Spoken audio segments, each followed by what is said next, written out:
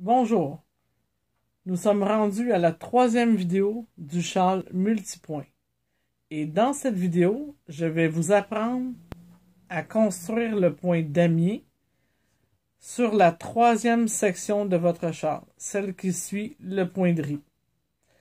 Sur mon premier châle que j'avais confectionné, il est comme en vert émeraude. Sur le deuxième châle que je suis en train de confectionner, ça va être un genre de jaune beurre. D'accord? Il est un peu plus clair que celui que j'ai fait précédemment, qui est un jaune plus gold, plus doré. Comme il ne me restait pas assez de couleur pour pouvoir faire un aller-retour en point de riz, j'ai dû laisser faire l'excédent de fil et je vais vous montrer qu'est-ce qu'on va faire avec ça. Juste vous expliquer une autre chose, c'est que si j'avais fait un rang de plus en point de riz en pensant passer ma laine, je me serais retrouvé avec un rang de trop pour débuter mon point damier sur le bon sens du travail. Car pour débuter mes points, je vais essayer de toujours être sur l'endroit du travail pour que le point ait un bon sens. Ici, j'ai déjà découpé ma laine, le changement de couleur de la balle et celui du champ. Et vous montrer aussi que j'ai enlevé l'excédent qui me restait de trop du gold doré là, de mon point de riz. D'accord? Ça, je peux le garder pour après m'amuser à faire des petits glands qui vont aller après des petites décorations là, pour aller après mon châle comme finition à la fin. Donc, c'est pas perdu. Si vous voulez changer de laine en début de rang, laissez-vous toujours à peu près un excédent de 15 cm de laine, comme ici. Puis, on ne fait pas de nœud tout de suite. On va venir placer notre laine avec notre doigt ici, mettre une petite pression pour le soutenir. D'accord? Je vais venir chercher mon aiguille. Et je vais être prête à tricoter sur mon rang. Avec ma nouvelle couleur. On va faire 2-3 mailles, puis ensuite, on va venir faire un petit nœud pour la placer. Bon, pour le moment, on doit débuter le point damier. Le point damier se fait sur un multiple de 8 mailles. Donc, pour construire ce point, ça me prend toujours 8 mailles. 4 à l'endroit, 4 à l'envers. Et de là vient le mot multiple, parce que sa construction se fait une répétition de 8 mailles. D'accord? On n'a pas besoin de se soucier de la fin, car la fin va s'ajuster. La fin du châle du rang va s'ajuster selon le nombre de mailles qu'on a. Donc, c'est à nous de toujours ajuster la fin tout de suite après le dernier multiple qu'on est capable de compléter. Donc, on clarifie ça en le faisant. OK. On va regarder juste avant de partir ici le premier rang, comment je dois le faire. C'est que le rang 1, 3 et 5, l'endroit du travail, je vais faire un astérix. 4 à l'endroit, 4 à l'envers, un autre astérix. Répéter de l'astérix à l'astérix. Donc, on répète toujours cette séquence-là ici, qui est mon multiple de 8, jusqu'aux 2 dernières mailles. Et là, comme à l'habitude, il va y avoir notre bordure avec notre augmentation par jeté. Donc, on s'exécute. Je débute par 4 à l'endroit.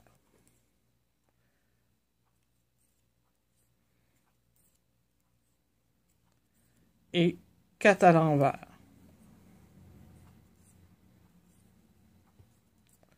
Et n'oubliez pas de passer votre laine quand vous faites le changement de à l'endroit à l'envers pour ne pas avoir une petite jetée là, qui va se créer entre les deux. Ici, je vais venir faire mon petit nœud. Là, allez-y très légèrement, là. Juste un petit nœud comme ça. Rapprochez-le autant que possible. Et laissez-le comme ça. À la fin de notre travail, on va s'occuper de la finition pour le nœud. Et on poursuit. Donc, j'ai fait mes 8 premières mailles, qui est mon multiple. Et on me dit de répéter jusqu'aux 2 dernières mailles. Donc, c'est reparti. Je vais faire 4 à l'endroit,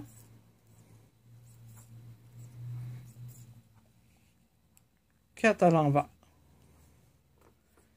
Ainsi de suite.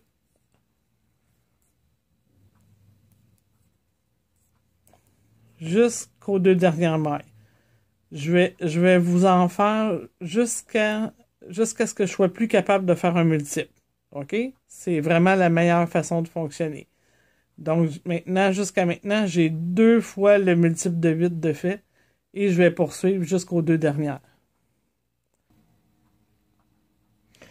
Sur le premier rang de mon point damier, OK, j'ai effectué 8 fois la séquence de 8 mailles. Donc, mon multiple de 8, là.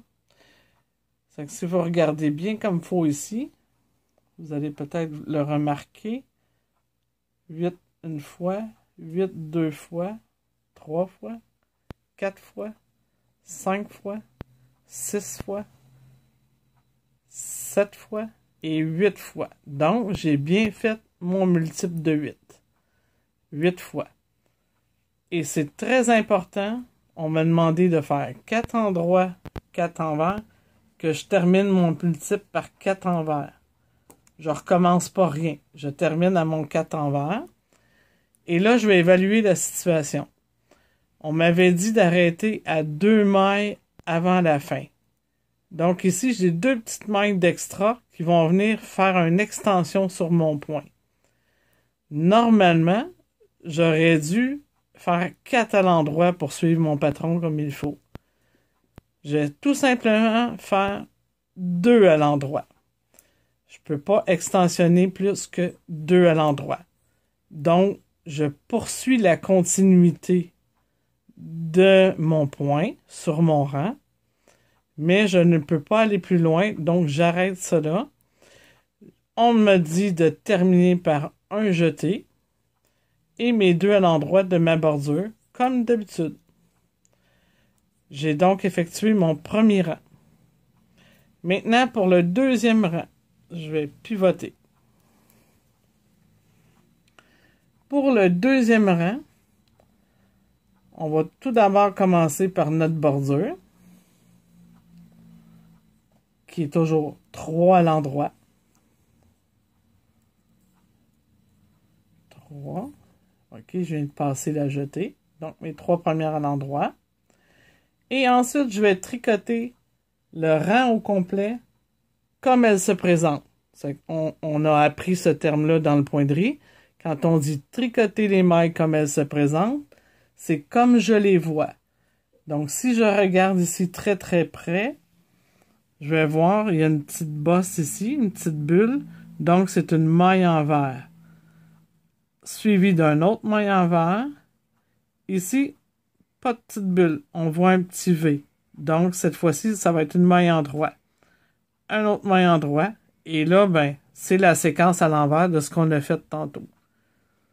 Fait que c'est facile à retenir. Ça va toujours être par 4 ensuite. 4 endroits, 4 envers, 4 endroits. Mais on va travailler avec ce que l'on voit. OK? Donc, je m'exécute. Ici, une maille envers pour commencer. Encore un autre à l'envers. Et c'est là que je commence à tomber dans mes 4. Donc, 4 à l'endroit.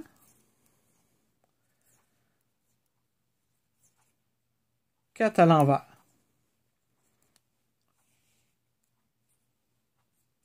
Et je vais suivre comme ça jusqu'à la fin du rang en tricotant les mailles comme elles se présentent.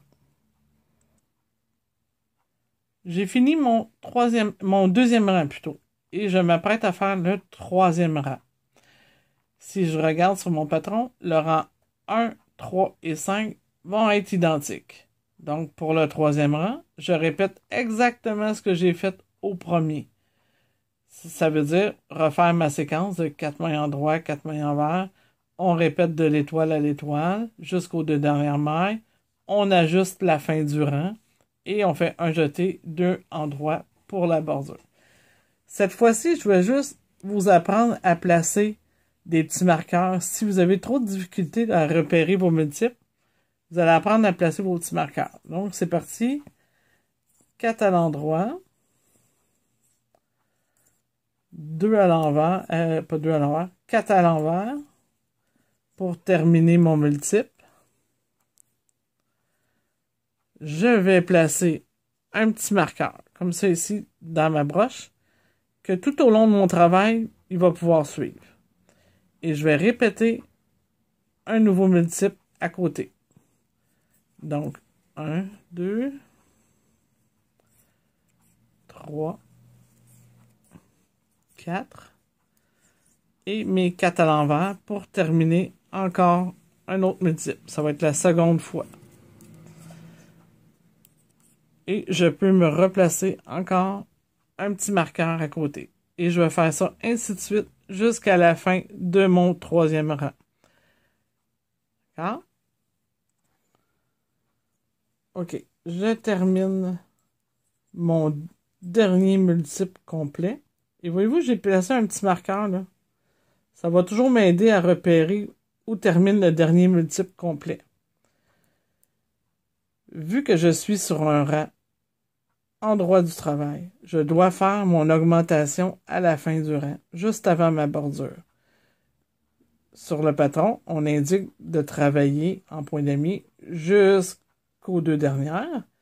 Donc, ici, je vais avoir une extension de 3 mailles. Et c'est logique, puisque tantôt, j'en avais que 2. Maintenant, je suis rendu à 3. Donc, je vais travailler mes 3 mailles à l'endroit. Je vais faire mon jeté et ma bordure à l'endroit, comme d'habitude. Maintenant, je suis rendu au 4e rang. Mon 4e rang. Pour celui-ci, je dois toujours faire ma bordure pour commencer, qui est 2 mailles en droit plus un endroit dans ma jetée, toujours. Et on est sur l'envers du travail. Et pour ce point, on doit travailler en tricotant les mailles comme elles se présentent jusqu'à la fin du rang. Et là, ça va être super facile avec mes petits points de repère partout. Je sais qu'il y a toujours mes petits cubes qui se sont placés entre. Et ici, j'ai mes 3 mailles envers que je vais exécuter tout de suite. 3 à l'envers.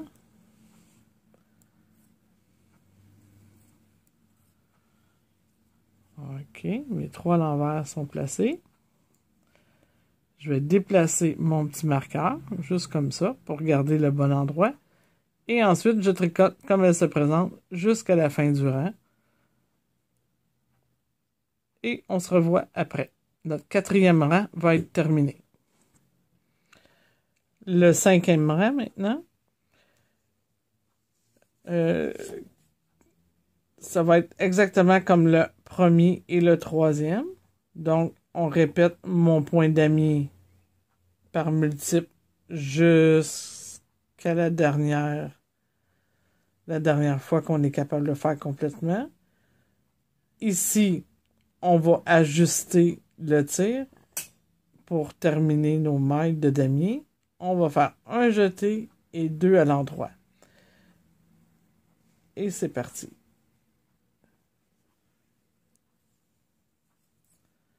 Donc, 4 à l'endroit.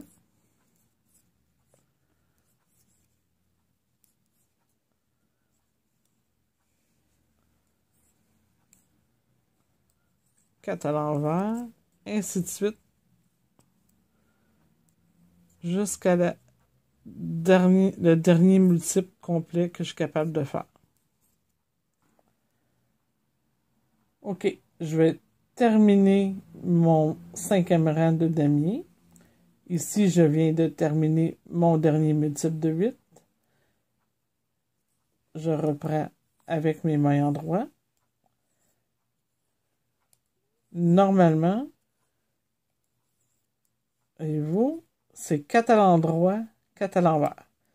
Et là, avec les augmentations qu'on a faites dans les rangs précédents, je suis rendu à 4 à l'endroit. Donc, la prochaine fois que je vais avoir un excédent d'une maille, on va commencer à faire l'autre petit cube de 4 à l'envers à côté. Mais pour l'instant, ça se terminait bien par mes 4 à l'endroit. Je fais mon jeté pour mon augmentation et mes 2 mailles de bordure à l'endroit. J'ai complété mon 5e rang. Maintenant, pour le 6e rang, il va se passer quelque chose. Si vous remarquez ici, le damier, le petit cube va venir en alternance se poser. Nous, on est rendu ici. Donc, je dois déplacer le cube en droit à côté. Pour faire ça, c'est qu'on va contrarier nos mailles sur le 6e rang. Donc, je m'exécute. Toujours mes 3 mailles à l'endroit de ma bordure.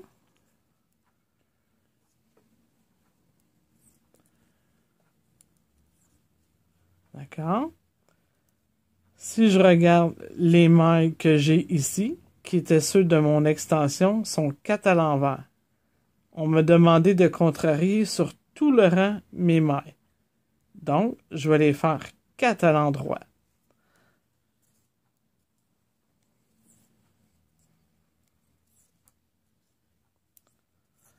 Et là, à cause que j'ai un petit marqueur, je sais que je me déplace dans un multiple complet. Et ça va devenir 4 à l'envers, 4 à l'endroit, car je contrarie les cubes qui sont ici. Je vais faire ça jusqu'à la fin de mon 6e rang. Et je vais le faire immédiatement. Maintenant, le 7e rang, on est de nouveau sur l'endroit du travail. Donc, à partir de maintenant, on va seulement dire qu'on tricote comme elles se présentent, les mailles. Ici, c'est 4 à l'envers, 4 à l'endroit. C'est facile à retenir parce que c'est le contraire de ceux qu'il y a dessous. Donc, 4 à l'envers, 4 à l'endroit, et je vais répéter ce nouveau multiple jusqu'à la fin. Et faut pas oublier d'ajuster ici à la fin. C'est que la seule problématique qu'on va retrouver, ça va être ici quand on va vouloir ajuster. Mais on ne panique pas car ça va être très facile. C'est parti.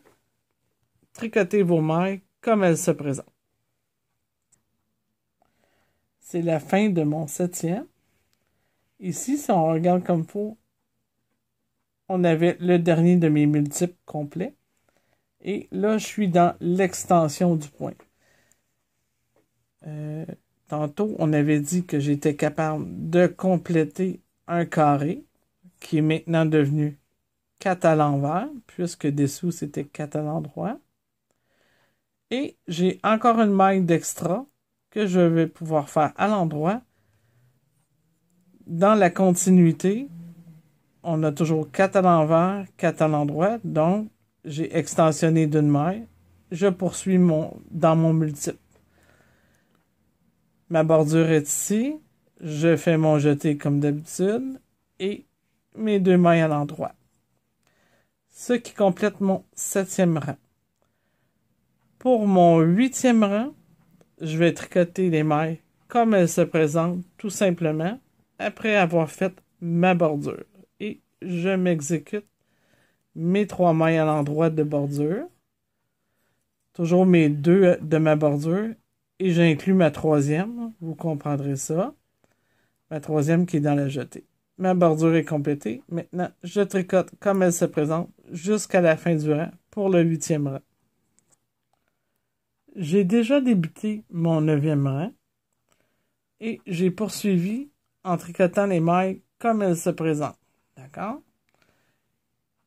Je suis rendu presque à la fin. Je viens de terminer mon dernier multiple complet. Je m'en vais dans l'extension et je tricote toujours les mailles comme elles se présentent sur mon 9e rang. Donc, 4 à l'envers. Ici, je commence dans les petites mailles en droit. Donc, ça vient toujours par 4. Une et un autre de plus à l'endroit. Maintenant, mon extension est rendue à 4 à l'envers, 2 à l'endroit, ma jetée et ma bordure toujours à l'endroit.